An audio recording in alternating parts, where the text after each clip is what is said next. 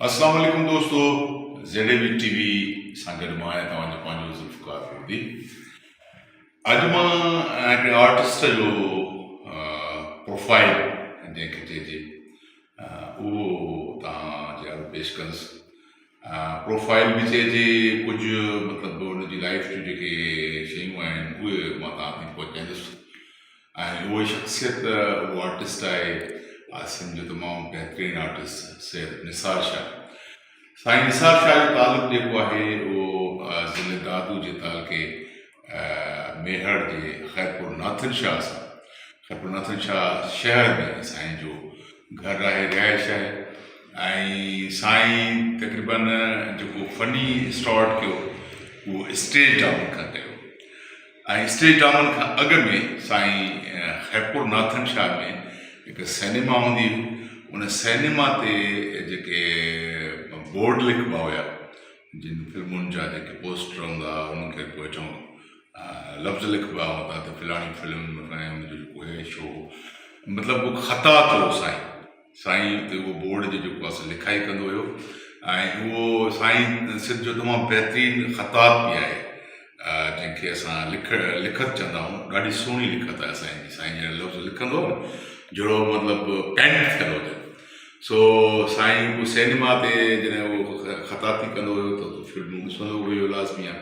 ऐं फिल्मूं ॾिसी करे जेको आहे सो मुस्तफ़ा कुरैशी, सुल्तान राही, जेके सिंध जा पाकिस्तान जा जेके नाले वारा आर्टिस्ट हुया उन्हनि जूं फिल्मूं ॾिसी करे जेको आहे सो साईं खे बि हिकिड़ो शौक़ु जाॻियो।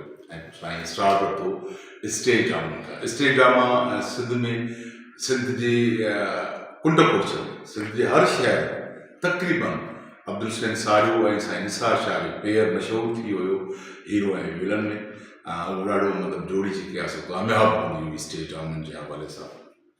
त उन खां पोइ स्टेज ड्रामा ॾाढा बहितरीनु कंदो हुयो साईं। त पोइ हिकिड़ो एजुकेशन में ऑफिसर जेको साईं जो तमामु वॾो प्रस्ताव, तमामु वॾो मदार, उन साईं जो हिकिड़ो ड्रामो ॾिठो। उन ड्रामे मां मुतासिर थी करे साईं खे चई बाबा तुंहिंजी तालीम घणी आहे? साईं चयोसि मुंहिंजी हेतिरी तालीम। चए बाबा कागज़ मोकिल, मां तोखे नौकिरी ॾियां।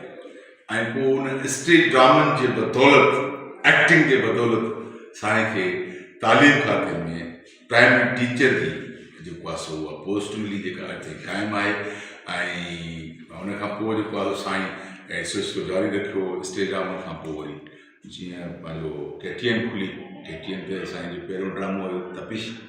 ऐं हिन खां पोइ काफ़ी ड्रामा ऐं पथर दुनिया जेको आहे, पथर दुनिया साईं जो मशहूरु ड्रामो हुयो। ऐं साईं खे पथर दुनिया में जॾहिं असद कुरैशी जी ब्रदर जो किरदारु हो, आचर जो, त जेसि ताईं असद कुरैशी हुयो तेसि ताईं साईं जन ऐं जेके पंहिंजो हनीफ़ सुहाग हुया नबन, उहे अमीर सां गॾु हुआ। पर जॾहिं असद कुरैशी ड्रामो छॾियो त पोइ असद वारी माना हीरोइज़म वारी जेको माना कहानी जो हीरो आचर, उहो आचर थी वियो। ऐं पोइ तक़रीबन तव्हां ॾिठो त इलाही जेको आहे सो किरदार सां साईं निभायो ऐं बहितरीनु तरीक़े सां निभायो ऐं सिंध जे माण्हुनि जी दिलनि में हुन जाइ पैदा कई। ऐं उन खां पोइ वरी काफ़ी ड्रामा, कंडनि जी सेच,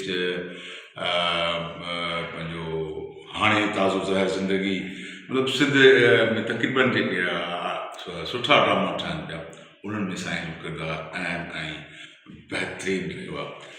अच्छा, वॾी ॻाल्हि त साईं जेको आहे पाण हिकिड़ो सुठो आवाज़ु रखंदड़ बि आहे, पर उहो पब्लिकली कोन, माना जेको जलाल चांडे जो जेको आहे सो साईं मता हुआ। तक़रीबन साईं जी गाॾी में जलाल चांडे जो कलाम तक़रीबन जलाल चांडे जो हलाईंदो आहे। ऐं ख़ासि तौर ते नूरजहां खे बि साईं ॾाढो ॿुधंदो आहे। सो वरी गुनगुनाईंदो आहे पंहिंजे गेट टुगेदर में। त साईं तमामु सुठी आवाज़ जो मालिक बि आहे। सो साईं जे लाइ दुआ कयो त अञा बि साईं खे सिहत ऐं हयाती ॾिए, त साईं निसार शाह जेको आहे सो असांजी TV जी दुनिया में अञा घणो कुझु पंहिंजे जेको फ़नी अथसि क़द्र उहे ज़ाहिर करे।